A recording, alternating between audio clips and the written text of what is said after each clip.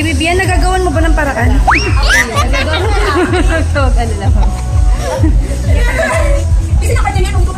Bakit parang hindi man natango sa Ate Bibian? Bakit parang hindi man natango sa Ate Bibian? Patangusin mo yan at egdam mo lang yan. Patangusin mo yan at egdam mo lang yan. Bibi, ayaw mo. Tayo mo natural na yan.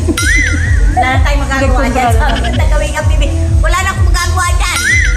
Kaya nga nang tinatanong ko kung magagawa niya ng paraan.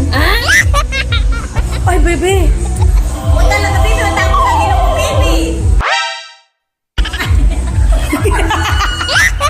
Pwede na, bebe. Pwede na.